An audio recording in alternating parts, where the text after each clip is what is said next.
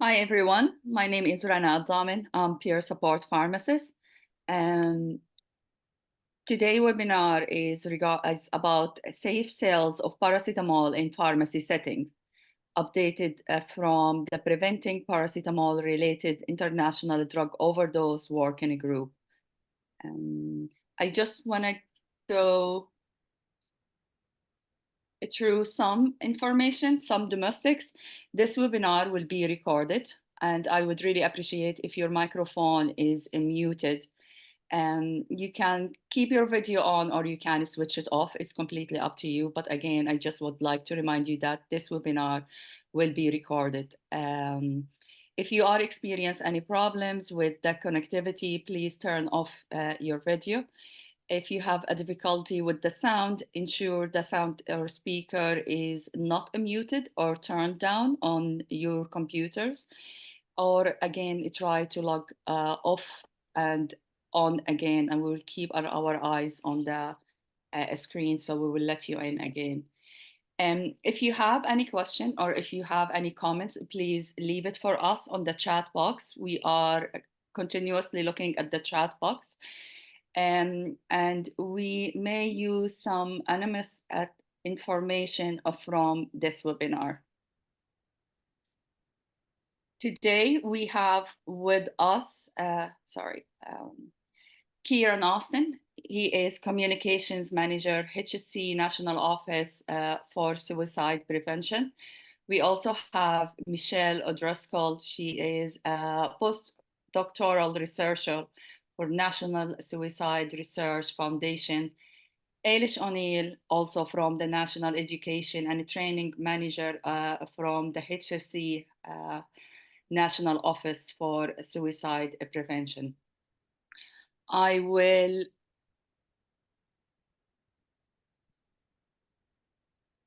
We appreciate always your feedback. Toward the end of the presentation, we will have a link to survey. If you don't mind, Audrey, can you move the screen for the next screen, the slide to the next screen? Oh yeah, no, that's grand, Rana. I'll share that at the end of the webinar. I'll pop the survey in, so I'll just hand over to Ciaran now. Yeah, we'll hand over to Ciaran. Thank you very much. Thanks very much, Rana. I'm just going to share up here, hopefully successfully. So hopefully that's coming through okay there. Does that look okay, Rana? Yeah, that looks grand, Ciaran. Brilliant, thanks very much. So good evening, everyone. First of all, thanks so much for Rana for introducing us, and to Audrey and all the folks at the Institute. We really appreciate the opportunity to be here this evening and to talk to you about a piece of work that we've had going on for some time. And so hopefully it's of interest to you. So as Rana said, she's going to keep us on time as well. We'll be here for hopefully about 40-45 minutes to take you through some of the key highlights of our work. And we've plenty of time for questions and answers at the end, or please do use the chat function as well. And either myself, Michelle, or Ailish will get to those during the presentation. So as Rana said, my name is Ciaran Austin. I work in the HSE National Office for Suicide Prevention. With me here tonight is also Ailish O'Neill, also from the office, and Ailish is our National Education and Training Manager. And Dr. Michelle O'Driscoll is with the National Suicide Research Foundation in UCC in Cork. And for those of you who don't know the NSRF, it's an independent multidisciplinary research unit that investigates suicide and self-harm in Ireland, and they would have a very close relationship with us here in the HSE in all things research orientated. So just anytime we are I guess speaking publicly about suicide or self-harm, we always like to just begin with a little bit of a content warning or a little bit of a trigger warning. The presentation tonight might contain sensitive information, content, discussion relating to suicide, self-harm. It may also have some information on detailed methods associated with self-harm and suicide. So we always like to just, I guess, give people a little bit of a notification of that at the start. Whether people are attending here professionally or personally, we know that everyone will have their own experiences related to suicide and self-harm. So we're always mindful that something might trigger someone as well. So we always give a nod to the importance of self-care in this space. And down at the bottom, there is our website, yourmentalhealth.ie, where you can find lots of really helpful support information. We also, in any public settings, when we're talking about suicide and self-harm, we always try to use sensitive and non-stigmatizing language related to the topic, mostly trying to focus on and maintain a person-centered language. We try not to use judgmental terms, and there are a lot of phrases and so on that can be quite sensitive to use, and some people may find stigmatizing or upsetting. So that'll just give you a little bit more on the language that we try to use anytime we're talking about this topic.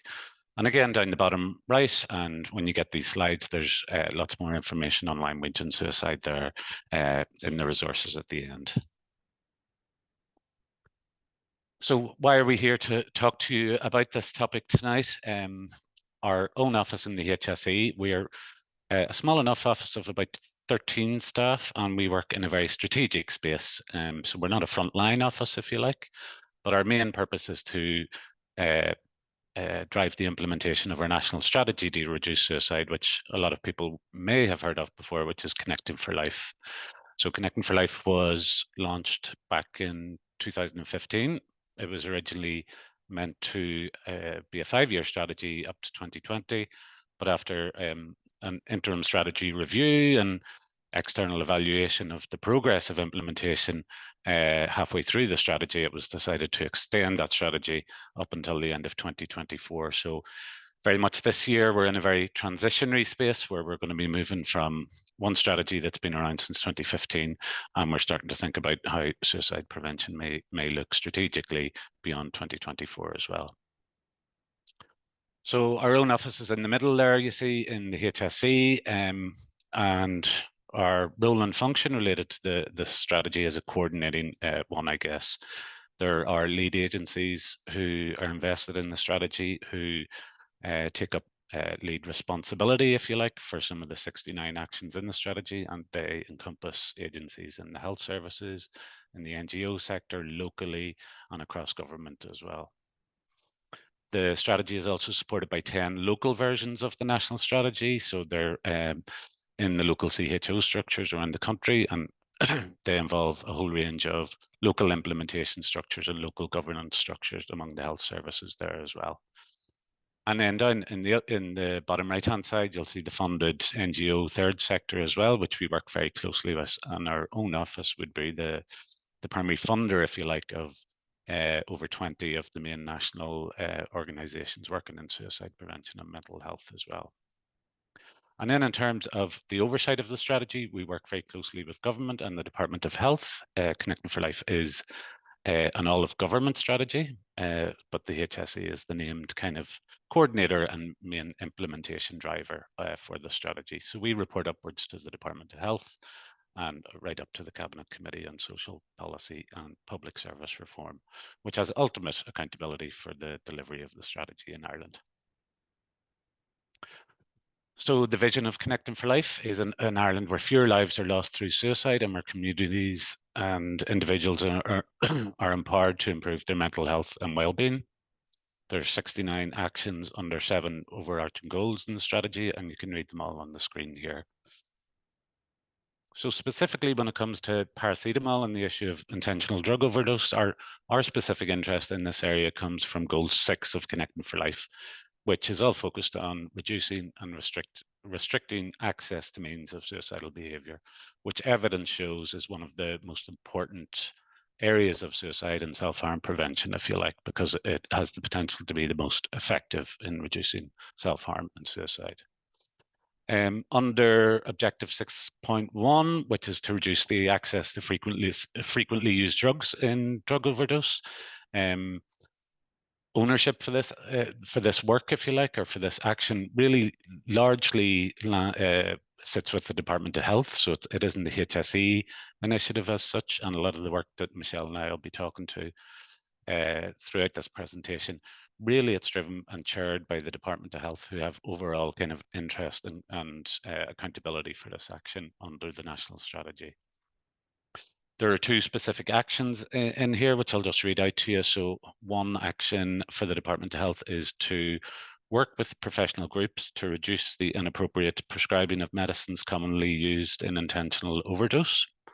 And the second one is to continue the improvements in adherence to the legislation limiting access to paracetamol through raising awareness among retailers and the public, and the use of point-of-sale systems as well. So that's really where our interest in this work comes from. Connecting for Life is a strategy to reduce suicide, but it also encompasses self-harm as well. So what is self-harm? You can read a technical description of self-harm on the slide in front of you. We know that approximately 500 people die by suicide every year in Ireland, and that's probably an underestimate. The real figures probably are in the high 500s to 600s. And there are huge issues around the reliability and the timeliness of suicide data in Ireland. When it comes to self-harm, we have a pretty good estimation of the numbers of people who present to emergency departments and hospitals after engaging in self-harm, and that number is in and around 11,500 presentations every year to emergency departments. It's a little bit harder then to estimate the amount of self-harm that goes in on outside that in the community, but the best estimates are that there are approximately 60,000 incidents of self-harm, a little bit outside those environments of hospitals and emergency departments and so on. So where do we get this information from? Our partners in the National Suicide Research Foundation, some of you may be aware of their work already, but they operate what's known as the National Self-Harm Registry Ireland report. It's a system that records and reports information about self-harm presentations to all hospital emergency departments across the country. It was first established in 2000, and it's funded by our own office, and it is the world's first national registry of cases of intentional self-harm presenting to ED departments. So at the end of the presentation, we'll pop a few links in where you can find all the Self-Harm Registry Ireland reports for each year, and you can look at this data in any kind of in any depth that you like. So this graph is from the National Self-Harm Registry Ireland report for, I think it's for 2020. Michelle might correct me if that's right. So what does this tell us? This graph shows us that, I guess, paracetamol is first and foremost, it's the drug that by a long way is the drug most often taken in overdose. This graph excludes accidental overdoses. Every year there's about 2,300 presentations to Irish hospitals where paracetamol is the drug used. Looking at the characteristics of these overdoses, there are particular groups that are at particular risk. So for example, looking to gender, for every male paracetamol intentional drug overdose, there are in and around 4 female intentional drug overdoses. The rates peak in early adulthood, and you'll see in the next slide, you'll see that peaks at age 18 to 24 years old.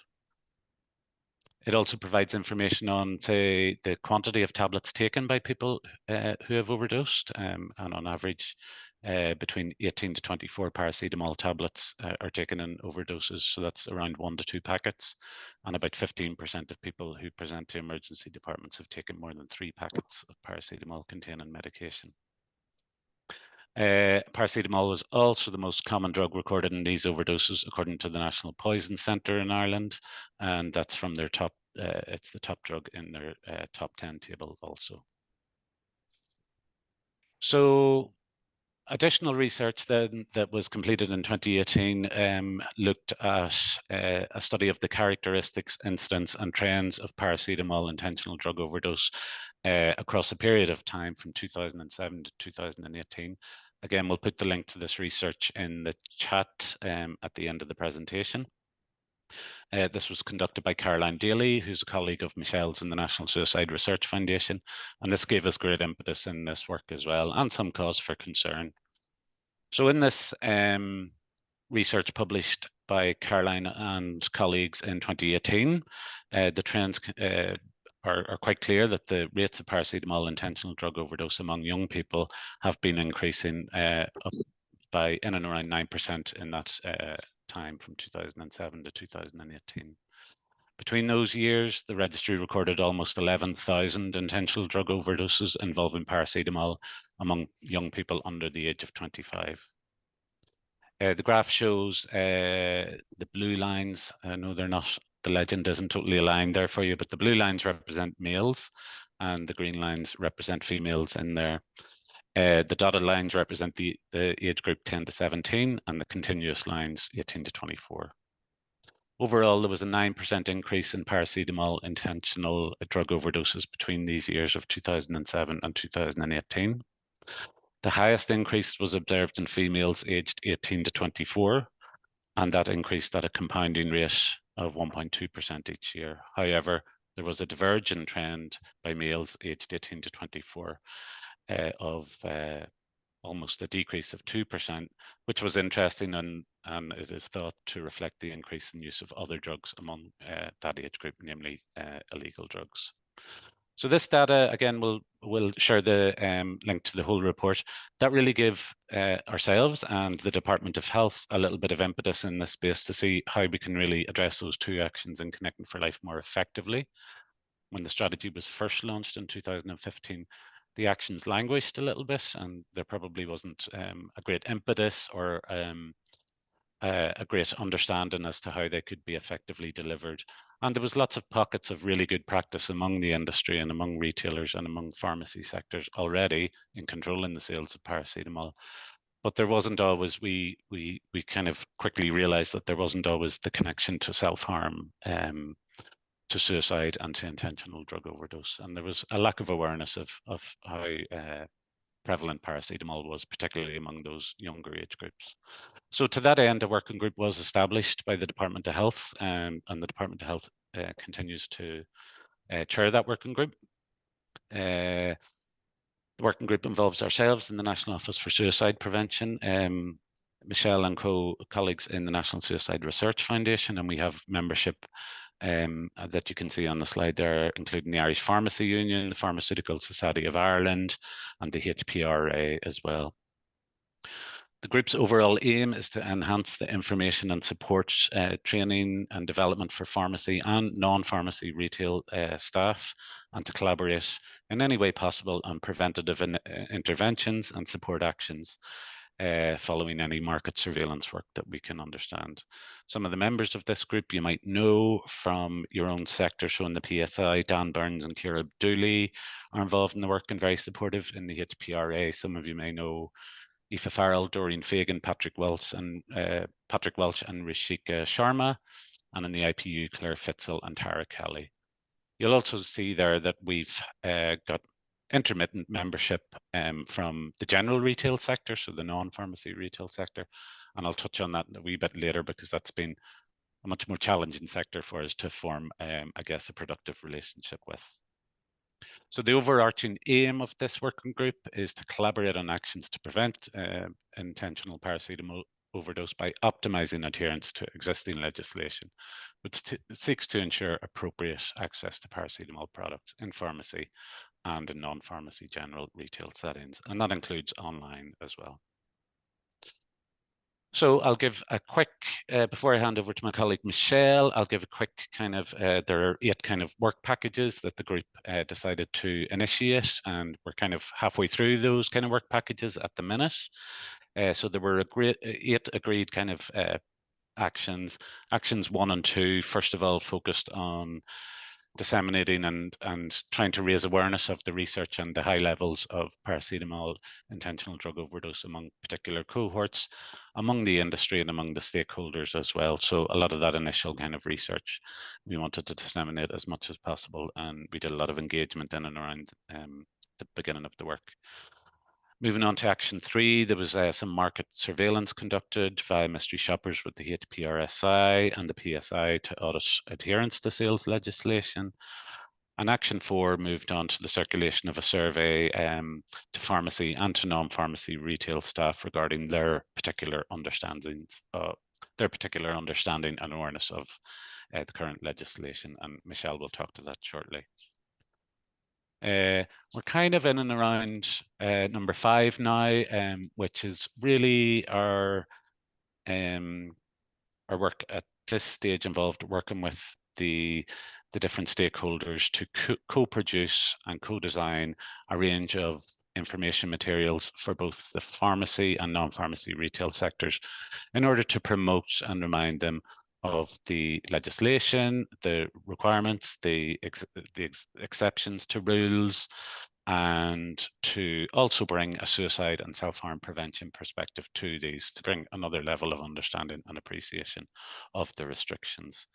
So that's really where we are now, and we'll touch on some of the materials shortly. Following the kind of optimization of information materials across the sector, we hope to repeat surveys in the future to pharmacy and retail staff to explore their knowledge and application of the sales legislation. We hope to repeat some market surveillance again in the future. And then really it's back to square one, because this is an interesting space for us, and we don't know what the survey will tell us and what the needs might be that come. We don't know whether the materials that we've kind of been disseminating around stage 5 will have ever been effective or not. And we imagine there might be a lot more needs coming through from what we learn in terms of education and training as well. So that will be a bit of a pause for us at stage 8, and to re-establish a good scope and a good programme of work for the working group going forward. So that's really where we are at the moment. Hopefully that gives you a bit of a sense of who we are, what perspective we're coming to this from. I'm going to pass over to Michelle O'Driscoll now, who I think I will be advancing your slides, Michelle, so you just give me a nod whenever, and I'll come back to you shortly. Thank you, Ciaran, and thanks very much to the ILP for having us this evening. My own background is pharmacy, so when I joined the NSRF late last summer, it was great to get the opportunity to join a project like this, which is very pharmacy focused. And there's been a lot of previous work done by Dr. Caroline Daly in the research that Ciaran has presented leading up to the establishment of the group. And when I joined, they were just after getting ethical approval for a survey which was circulated late last year. So I suppose all those statistics have brought us to this idea of means restriction. And means restriction, we know, is the single most effective tool we have for self-harm and suicide prevention. It's usually part of a suite of tools that's implemented across the lifespan. So whether that's supporting our smallies, bringing in supports at school for people, having some items on prescription only, having age restrictions on certain things like alcohol, and then our paracetamol legislation is another means restriction that we have in place. Restriction acts in two potential ways. Firstly, what it might cause is a delay in an action, and we know that suicide or self-harm comes with ambivalence, and that ambivalence is, it's very rare that someone is very set for a prolonged period of time with this idea, and so even a very short delay can be effective to allow a crisis to pass, whether temporarily or permanently.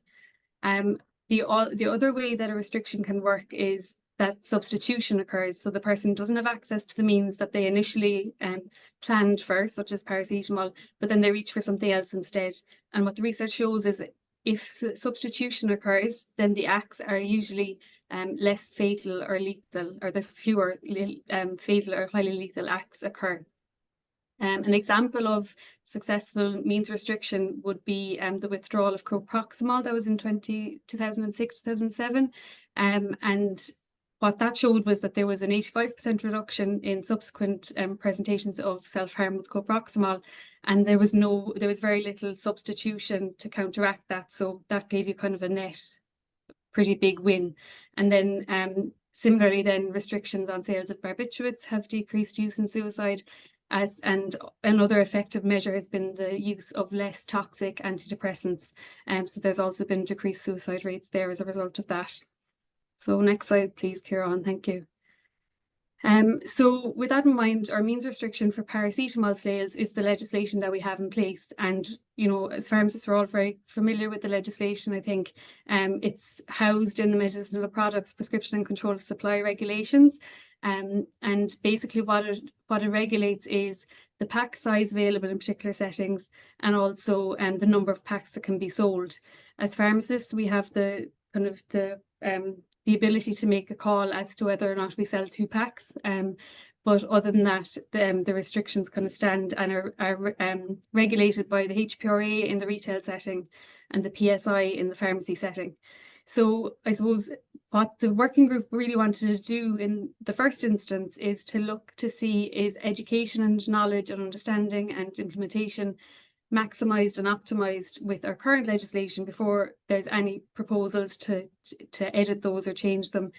Similar to, you know, if someone's on an asthma medication, you wouldn't just presume that they're getting their inhaler dispensed, that they're taking the inhaler and that their technique for the inhaler is correct.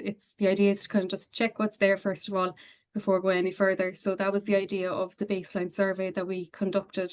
Just to show you the snapshots on the next slide, Ciaran, of the legislation where it sits in the PSI website. And just to highlight the key points there, that if it's a place where things are dispensed or compounded, i.e. a pharmacy, and if it's not in relation to a prescription, then the 500 milligram tablets can't exceed 24 units. And then it also details the other formulations available there. And down at the bottom highlights that if the pharmacist interviews the patient, they can give the second pack. So you have a max of 50 units. So that's essentially your 2 packs of 24 at 48, which we're all quite familiar with. In the retail setting then, so if it's not a premises that dispense or compounds, then you have the cap for the 500 milligrams is capped at 12 units. And then the paracetamol can actually only be the only active analgesic substance in products in the retail setting. And they are capped at 1 pack per retail transaction, and there isn't any exemption there. So it's just 1 pack across the board in the retail setting. So coming then to our baseline survey, so sincere thanks if there's any of you online that took the time to complete that. So it was disseminated over a 6-week period from September to November. It was anonymous online, and what we were looking to see was what were the knowledge in pharmacy and non-pharmacy retail staff on paracetamol sales restrictions, what were the experiences out there of training or educational materials, if any, currently, and then what were any suggestions for improvement in adherence to the sales legislation. So that was circulated with the support of gatekeeper representative bodies and had a mix of the tick box and free text responses, so quantitative and qualitative data, which kind of complemented each other well. And we'll see on the next slide there the gatekeepers that helped us. So the PSI provided, we went through the process of applying to be able to utilise their research email list for that specific purpose, adhering to all GDPR guidelines. The Irish Pharmacy Union disseminated it on our behalf. They had it weekly in their newsletter for the period of the few weeks, and they sent out a direct email also. As Ciaran alluded to, the retail setting was a much more challenging place to get this dissemination to happen. I suppose because there isn't one overarching body, really, there's just so many different groups. So there was an awful lot of cold calling, emails to Tesco's and Aldi's and whoever, to try and get as much engagement as we could. The groups here listed are the ones that eventually engaged and agreed to disseminate the survey for us. But as you see in the figures shortly, it possibly got to the desks of their members and didn't get much further to the people who are selling paracetamol on the ground. So yeah, looking at the responses that we received, there was 654 overall, and pharmacy was extremely well represented within that, with 84% of pharmacy responses, and of those, there was 3/4 of those were pharmacists. So we put out like a second call about 4 weeks into the survey, just encouraging any non-pharmacist pharmacy staff who are, you know, frontline in many instances when it comes to paracetamol sales, and then also the retail setting, with the connections that we had made and just seeking to make more connections to maximise these responses.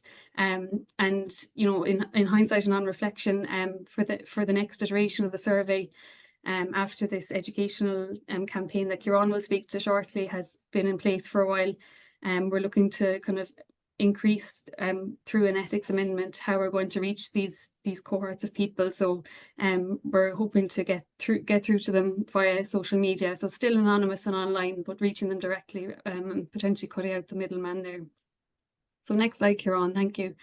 So the survey began by kind of exploring people's self-reported knowledge, so asking them, do they know about these things? So almost all respondents across pharmacy and retail stated that, yeah, I'm able to recognise paracetamol containing medicines in my work setting. Yes, I'm aware there's a restriction on the number of paracetamol containing products sold to a customer. Yes, I'm either aware or very aware of what the restrictions are in my setting. And yes, I'm aware of why there is a need for the restriction. However, when we drilled a little bit deeper into that on the next slide, Ciaran, thank you. What we found was that the self-reported knowledge didn't always match up. Now, in the pharmacy setting, it was excellent. There was, of the pharmacy staff who said that they were either aware or very aware of what the sales restriction in their setting was. 5% of them reported the wrong restrictions when they were asked, okay, what is the restriction in your setting? On the flip side of that, nearly 2/3 of retail staff who had previously said, yeah, I'm very aware, or yeah, I'm aware of what the paracetamol restrictions are for me, reported the wrong restrictions. And it was interesting, it was a free text box, so there was an awful lot of 16 tablets, 32 tablets, 2 packs coming back from that cohort, and actually they're the legislation in the UK. So people were not really sure, they were Googling to check and throwing the answer in, is what it seems.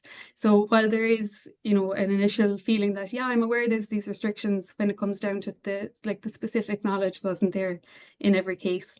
So next slide, Ciaran, thank you. So it was interesting that almost all the respondents, 87%, had previously experienced a customer trying to purchase more than the maximum quantity of paracetamol. And for 30% of people, they experienced this at least once per week.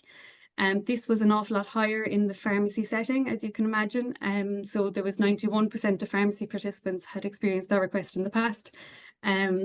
And then that was opposed to the 56% of other retail participants. And I suppose in a pharmacy setting, we're potentially more used to those sorts of conversations that, you know, this is on prescription, or this isn't available as an emergency supply, those sorts of things. Whereas in the retail setting, those challenging conversations, alcohol and cigarettes probably the only other ones that it would happen with. So it's probably less frequent for them across the board anyway. Next slide, so please, Ciaran, thank you. Then when we asked about existing training or previous training, there was 1/3 of all respondents hadn't received any training, and that rate was much higher amongst the retail participants. So 2/3 of retail participants hadn't received any specific training. Of those who had, then 80% were either satisfied or very satisfied with the training they received. Half are completed as part of a degree course, which is to be expected, I suppose, given it was a majority pharmacist response rate, and 1/3 are completed as part of an SOP in the work setting. Half hadn't completed the training in over 5 years, so there is a kind of a gap there, potential for revisions, and most were clear on the reason for the restrictions after their training. Next slide, thanks, Ciaran. Just very briefly, there was 2 free text questions in the survey, which gave lots of very interesting kind of feedback and insights, and many of them from pharmacists who've been practicing a very long time. But please detail any suggested improvements for training or educational materials, and then at the very end, any additional comments. So just briefly, we'll compile the themes properly when we have kind of a couple of sets of the surveys together, but emerging from the data that we have already is, first of all, the use of technology. There were some people who said that they didn't have any kind of technology or computer prompts in their setting, but it would be really useful. And then there were others who said that, you know, their till would block the sale or restrict the sale, and that was really helpful. So next one then, Ciaran, is the review of the OTC paracetamol availability. There was people were on both sides of the fence on this. Some people were saying, oh, the restrictions are too lenient, there should be no paracetamol available in the retail setting, for example. And other people were questioning, what's the point of this if it's, you know, if people are going to use paracetamol to do harm to themselves, then they're going to make that happen and they'll get around the restrictions. I suppose it's interesting that for some people that idea of ambivalence didn't kind of come to mind, and it is something that we can potentially raise awareness about in the healthcare setting. The appropriate signage on shelves and products, people were calling for that on the shelf. It should be very specifically stated there's only 1 pack of this for sale, and similarly on the back of the product it should also be stated as well. And then for the awareness campaign, first of all, people were saying that, you know, these conversations when you're trying to explain to somebody that I'm not able to sell you more than 1 pack, or you know, in the case of pharmacy, that not you know, if you've had the conversation, not more than 2 packs, people can get very irate, very rude, and it's a lack of awareness as to why the restrictions are in place. Now, it's a delicate balance, so you know, you want people to understand that I'm not just doing this to be awkward, but at the same time, you don't want to be widely educating around means of self-harm or suicide either. So it's a tricky one, but there does need to be some awareness, I think, as to why the legislation is there. And then similarly around that awareness, this was prior to the launch of the educational material. So it was great it was encouraging to see that people wanted, you know, something like a chart with main bullet points, something handy for staff training and as a quick reference. And I know, like in the pharmacy setting, there can be, you know, you have your real like stalwart staff that are there for a long time, but then there's also the staff that turn over quite quickly on placement and etc. So having something handy as a reference was called for. And then just some really interesting other insights into paracetamol in general, and maybe not intentional drug overdose, paracetamol over the counter, but kind of wider than that. So what came up a few times was prescription paracetamol, and in the legislation for sales over the counter, it specifies that they need to be in blister packs. Whereas on prescription, you know, it came up a few times about these tubs of 100 paracetamol that are going out, and whether it's a risk to the person themselves or somebody in their household, it's just really easy access, and there's no means restriction there. So that came up as something for future consideration. And then the other thing around paracetamol was this accidental overdose, particularly in pediatrics, you know, those liquid formulations and the suppositories, the stronger suppositories, where they're being kept, and the counselling around having to half those sometimes, or half some of the lower strength suppositories sometimes for infants. So lots of food for thought for the working group going forward. It was really rich data, and we were very grateful for it. Next slide there, please, Ciaran. So just in summary, like pharmacists were, you know, really rallied and have excellent knowledge of the sales guidelines themselves, and are very well trained in the area, which is great because they are the people who encounter the higher rates for requests of sales, and they have an important role to play as gatekeepers in this space. Understanding the ambivalence is important, knowing that, you know, it's not that your decision one way or another as to supply it or not won't make a difference, because it very well could. And then the role of the pharmacy staff in the next point there is really crucial. And I suppose in future research, we're going to endeavour to really get pharmacy staff, their perspectives kind of better represented in the data, and hopefully pharmacists can help us with that.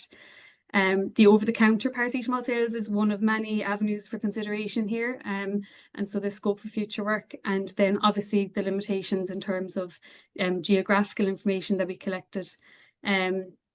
Yeah, and I just see the comment coming in there. I know we will get to them later, but education for the prescriber hasn't been touched yet, but it has definitely been identified in that survey as one of the really important next steps. So yeah, thank you for that. So I'll hand back to Ciaran about the educational piece. Thanks, Ciaran. Thanks very much, Michelle. And I know we are probably getting a little bit tight on time, so I'm going to just go through this as quickly as possible. So the working group back in October, November, co-produced and co-designed some information packs that have since been available for 2 settings, one for pharmacy settings and one for general retail settings and online. These packs are free to order. There are physical packs available, and anyone can go to healthpromotion.ie, which I'm sure a lot of you are familiar with, and you can find these under the mental health category, and you can order some packs for your premises or your teams or your staff. You can also download soft copies of the packs as well at the link there, and we'll pop that link in the chat as well. So these are physical packs, 2 versions containing generally the same kind of materials and information, but with lots of nuances, as Michelle said, based on all the various exceptions that apply in the different settings. And we've tried to kind of give a little bit of information on online as well, which a lot of people are telling us is a problem area. So the packs, I'll be as quick as I can here.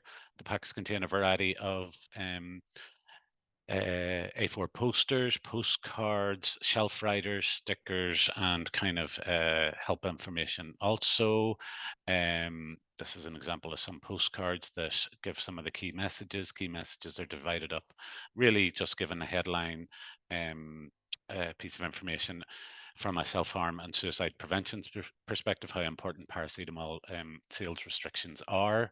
From that perspective, we give a little bit of entry-level information to the stats about the number of people who die by suicide every year and the presentations on the increasing use of paracetamol being used for intentional drug overdose among young people under the age of 25. So we just give those as kind of entry-level messages, and we focus on three things for general retail staff, encouraging them to know the medications in their shops that contain paracetamol, know the dosages that are contained, the restrictions that apply in whatever setting the pack is for, and what to do if they're concerned about a customer as well. We also take the opportunity to kind of promote some suicide and self-harm general gatekeeper training that's available from the HSE, and Ailish will talk to that in a second.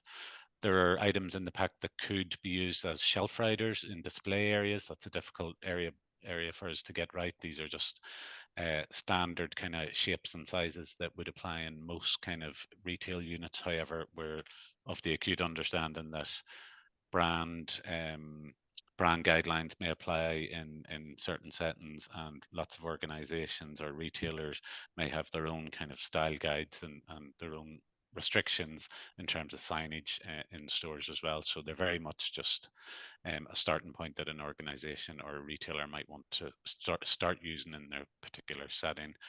And we also include some headline information on different mental health, suicide prevention kind of supports that are available as well. Since October, we've been promoting the Minister for Mental Health. Mary Butler has been very supportive of the campaign, the medicines unit in the Department of Health and all the partner agencies. And we've been promoting through channels directly to some of the pharmacy publications and then to some of the general retail publications such as Shelf Life, Checkout and so on. And we've also been in directly to some of the big retailers in the country, the general retailers in the country, with limited success, I guess. Our planned next steps are to continue the dissemination for another couple of months. These materials will be available in the long term as well, but we are trying to do a kind of a targeted dissemination kind of period of 3 to 4 months. So that will continue probably till the end of February. And as Michelle said, we want to repeat some, do like a post survey. We want to try and drive some more market surveillance in the area, and then take all that back to the group for some considerations for what needs to happen next. So really our call to you is to take the materials, order them, use them, disseminate them, use them with staff, use them with pharmacy staff, consider them when it comes to staff training, when it comes to induction. Keep an eye out for the repeat survey as well that we'll be trying to disseminate within a month or two, and to encourage non-pharmacists, pharmacy staff to take part and give them the opportunity to have their say as well. And Ailish will talk about some suicide prevention training as well that we have on offer. Our details are all in the slides that will be accompanying the webinar as well. Like I said, there is no one size fits all for these type of materials, in particular when it comes to displays in public areas and brand guidelines and corporate identity and so on. So we are under no illusions that people may take this and just install it in their premises or in their sales area or in their staff area. But we'd like it to be a starting point for people to understand and to remember that this is really important information, because everyone has a part to play when it comes to suicide safer communities as well. So with that in mind, I'm going to pass quickly to my colleague Ailish O'Neill, who will just say a quick few words on suicide prevention, education and training that kind of comes as part of this package as well. Great, thanks so much, Ciaran. So Rana, you can just cut me off when you need to cut me off. So thanks a million, Ciaran and Michelle, for that very considered overview of the work that's happening. So really, I just want to very briefly, I just want to bookend with a small piece. I just want to bookend the presentation with some information on suicide prevention gatekeeper training. And maybe just to remind you that my colleague, Dr. Philip Dodd, and I would have previously delivered a webinar focused specifically on suicide prevention training. So that's still available in the IIOP library if you're interested in revisiting it. So I suppose, why is it important in the context of this work? Well, given the work that is happening around the safe sale of paracetamol, it may very well be the case that through the course of your working day, you may be concerned about somebody who enters your practice. You may be worried that they are thinking about suicide. So what is it that you do in those situations, and how can you upskill or build your capacity? So we know from the research, when people are thinking about suicide, they can send out invitations for help. And I suppose the key principle, maybe just to highlight here tonight, is that what our gatekeeper, suicide prevention gatekeeper training does is that it trains people to become alert and to become aware of what those invitations may be. So what those invitations may be when you're engaged in a consultation with somebody, and supports people to, I suppose, move beyond that tendency to what we say to dismiss or avoid signs of suicide risk. And we do know when somebody is thinking of taking their own life, it's very frightening for everybody involved. It can be very hard for us to understand what a person might be going through. And we can feel very uncertain around, well, what is our role? So as our role as pharmacists, like, what is our role in our position in terms of supporting this person? So really the suicide prevention training is all about building capacity, building confidence, skills, and our ability to be able to intervene with somebody. So it supports us, because we know it is difficult. It's difficult to have these conversations. But what the training does is that it gives us a model to work with that outlines the steps to take, and it helps to mitigate against that fear and that anxiety. And I suppose one of the things that we always hear from people, and in terms of the role that I have in the office, people will often say to me, but if we ask about suicide, then could we not put the idea in somebody's head?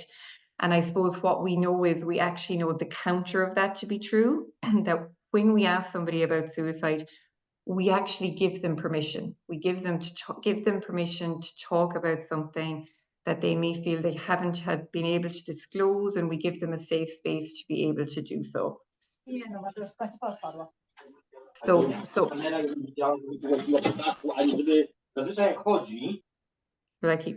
So every time we deliver suicide prevention training, we're challenging those myths and we're challenging those stigmas. And Michelle would have said it, access to means is a key piece for everybody. And so this is just one part of a suite of interventions that we do. Do you want to move to the next slide there for me, Ciaran? And so just very, very briefly, when we talk about suicide prevention training, in our education and training plan, we talk about gatekeepers, and we've identified 5 levels of gatekeepers. And so a gatekeeper is an individual in a community who have face-to-face contact with large numbers of community members as part of their usual routine. So pharmacists, community pharmacists particularly fit into this role.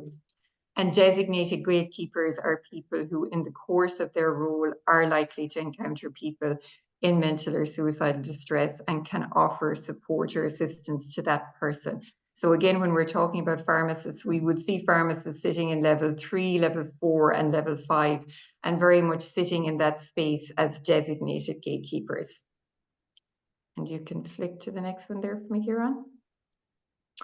So I suppose really just to close, we do have a whole suite of training programs available. They differ in their learning objectives and in their outcomes. And really it's about facilitating people to go from more generalized training to high level specialized training. So the differentials will be around that training dosage or the intensity and the training response. So whether the requirement is to refer an individual on to services or to actually undertake a direct intervention and look at undertaking collaborative safety planning with a person.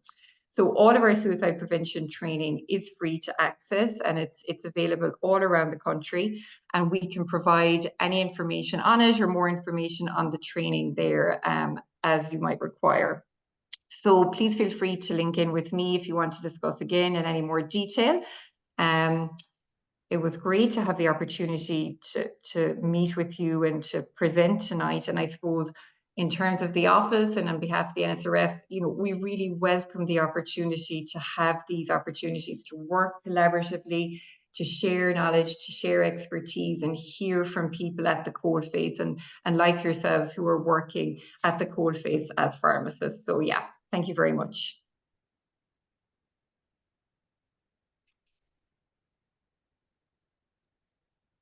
Okay, thank you very much for that. I'm looking here on the chat box, and I think most of these questions have been answered in the chat box. I don't mind chipping in on a couple of those, Rana, if there's time permits. Yeah. Yeah, we've still a fair few minutes, so far Yeah. ahead. Yeah, I think just to mention, I know Nadia put in a question there just about going between different pharmacies, supermarkets, gas stations, and so on. Yeah, absolutely huge area, and we haven't scratched the surface of this work. I think we ourselves aren't, I guess, we're not regulating this area ourselves. We're not regulators. Our specific interest in this is a suicide and self-harm awareness raising exercise, where we would love to get to the place where and we understand the pharmacy settings are entirely different to the non-pharmacy settings here, but absolutely gas stations, supermarkets.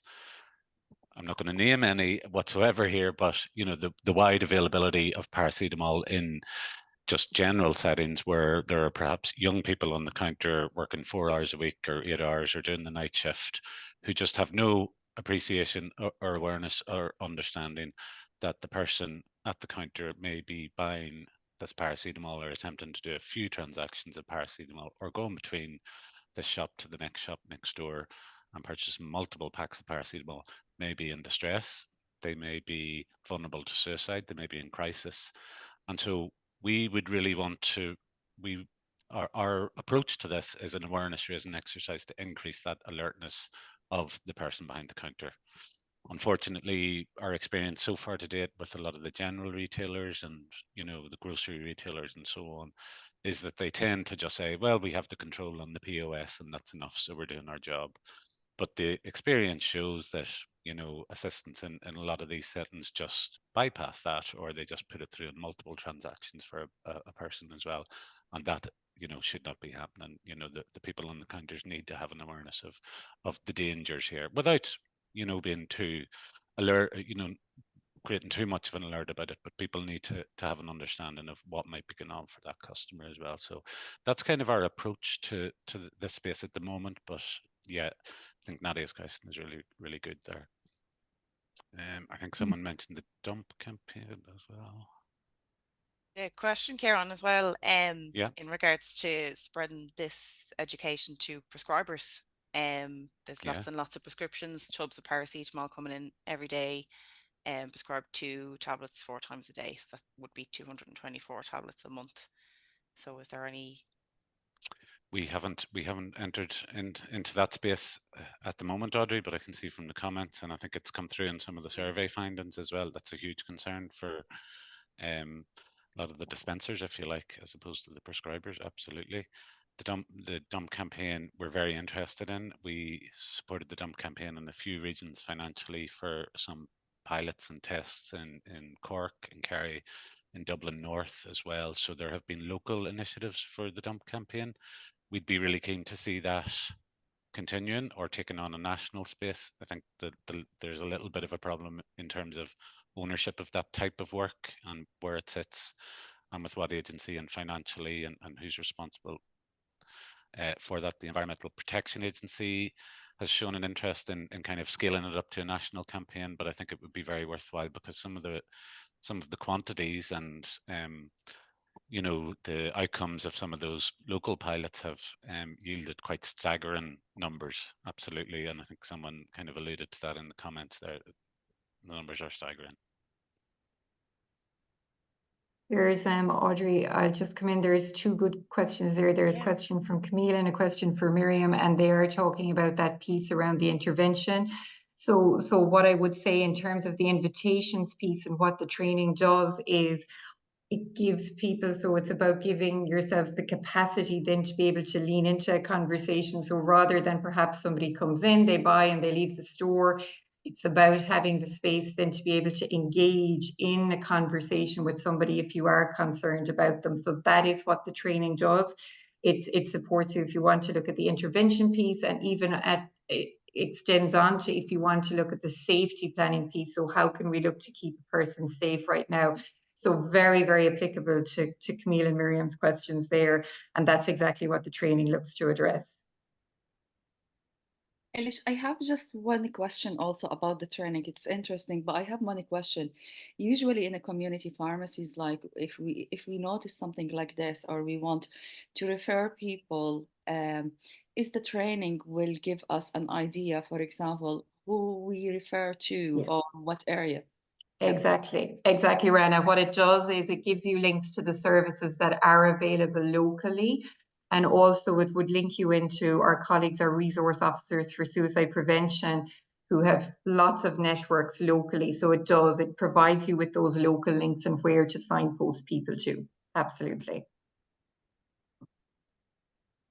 I might just come in on the question from Anna there, the liquid paracetamol, Calpol, to single patients. So in a pharmacy setting, that's the 1 pack by a pharmacy staff member. That's the 140 mils if it's the 120 milligram per 5 ml liquid. And then the pharmacist can have that conversation to give 2 packs of that. And just something to add to what was said there about the 18 to 24 tablets in terms of the means restriction. What they tend to see in the research, I think, is that even though there's still presentations with self-harm by paracetamol, that cap in terms of how many are in a pack tends to reduce the toxicity of those presentations. So even though they're presenting with self-harm, they're less likely to be fatal. So it is doing something in that regard there.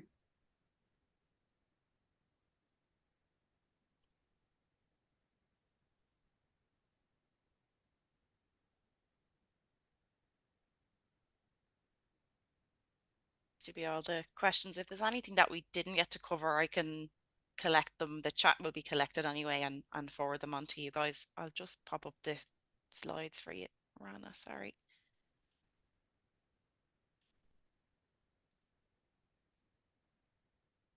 So again, thank you very much, like, for your time. Thank you, Ciaran, Michelle, and Ailish. It's really like informative presentation.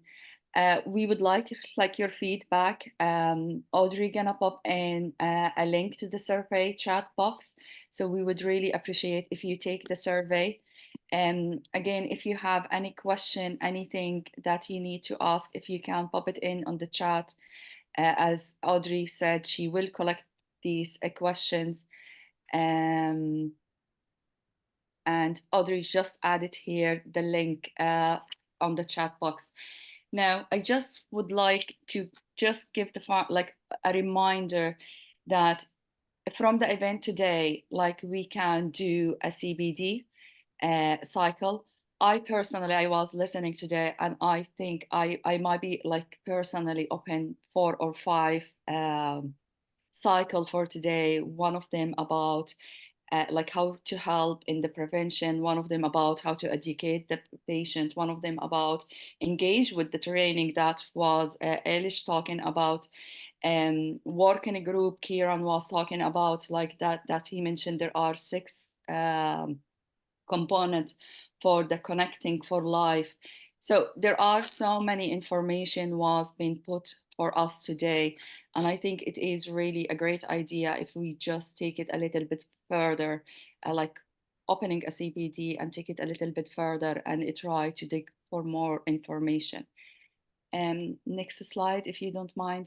The last thing I would really say, thank you very much for everyone, Ailish, Ciaran, and Michelle, for the presentation. And thank you for all of you and for your participation and for also your feedback and questions.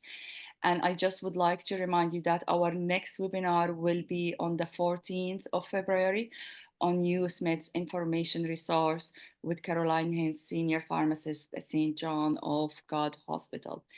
And again, just keep an eye on our IIOP website, on the social media, Twitter, LinkedIn, and Instagram. And again, please don't forget to do the survey. And thank you very much, everyone, for your time. Really appreciate it. Thanks so Thank much, you, everyone. everybody. Really Thanks, Rana. appreciate it. Take Take care. care. Good night. Bye bye. Thanks. Bye. Thanks all.